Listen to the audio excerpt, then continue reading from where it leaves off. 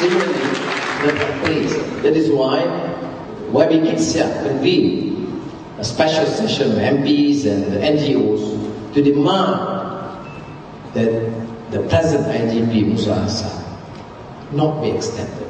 Ample evidence. A deputy minister, as mentioned by Jose, stated that. Was there any investigations or answer? No. In Parliament, I read out statutory declaration 9 to 11, statutory declaration made under oath by senior and other police officers, stating that the present IGP was involved in some underworld activity. And investigate? No. Was there any response from the minister? No. So how do you expect us to believe that this country and this government and this Prime Minister have any inkling, never mind about reform or new image? Do you expect us to be convinced that he has any understanding of what reform means and entails? I tell you, zero when it comes to reform. Precisely because we have compelling argument and reasons to prove otherwise. Now, ladies and gentlemen, we are therefore facing a major challenge here. Where do you go from here? Where do we begin? That reminds me of a love story. Some feels a bit disheartened. And many of us say, look, there's a huge problem over this temple in Kedah, Abattoir in Kedah, Kampung Buah Pala, disaster for Pakatan Raya. Or some criticism against Anwar, against PAS or DAP. Come on. Is there a real problem in Pakatan? I'm telling you, we have to improve, it's true. We have to fortify and ensure that some of the seeming problems be resolved. But are they serious problems that would cause a crack? I said no. I mean, the meetings are very regular. We know when it comes to the crunch, we were elected, notwithstanding whether you are DAP or PAS or Patika Adela, we were given the mandate by all Malaysians to undertake a major change.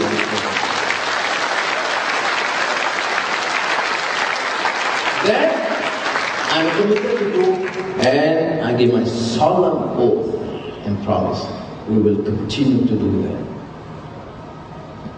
Please don't be easily disheartened because of the media, incessant propaganda by the government, uncontrolled media.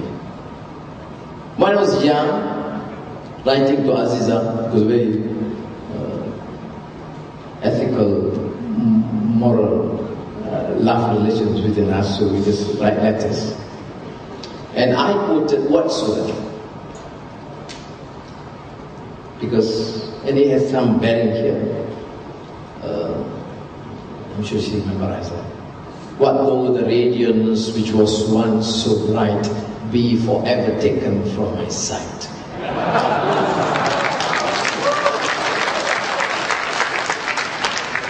The glory that was once in the flower, the splendor in the grass. Because there was, such high expectation. You want to see this change. So any semblance of discord, minor discord, would rattle us and frustrate us. But I want to reiterate my earlier point, that we're committed to this reform. The positive side is that leaders, past leaders, notwithstanding this huge issue of unity government, DAP and particularly, it's no two way about it. We have given our full commitment that we will be together, and our first agenda is to get to Putrajaya. But you must remember, this old game of racist politics is still there. So sometimes we have Malays, even within Pakatan, worrying about the Malay agenda. We have Chinese, for example, saying that, well, now we are able to do something. It was all Chinese issue. And we have Indians. Because of the support they lend to Pakatan, they think that all the Indian problems was encountered all these 51 years must be solved at all costs this year. So we have that problem. I was at a long chat with the Ketua Menteri, who explained to me this problems Kampung Bawah Pala. And I have full confidence in the manner he handles the situation and his resolve. I have never questioned the fact that he's only caring for the Chinese, he doesn't care for us. That is what Samibin believes. And he's the last person that should solicit any advice about governance in the first place. The only issue you can seek his advice is we lose some shares, then you should go and find out. And otherwise, I don't believe there's any credibility there. They have these shared problems. So I appeal to our friends. You want Pakatan to succeed, you cannot have this old UMNO, MCA, MIC mindset.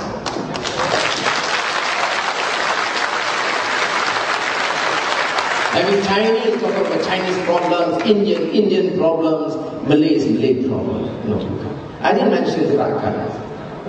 No, Gerakan is dead and gone for a time. That's why they have Kosuku there to work on this KPI. Poor guy. He's a good friend of mine. He was asked to monitor this key performance index. Siapa nak dengar dia?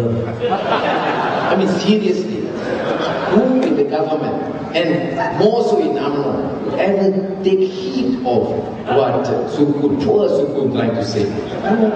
No, really, I sympathize with him.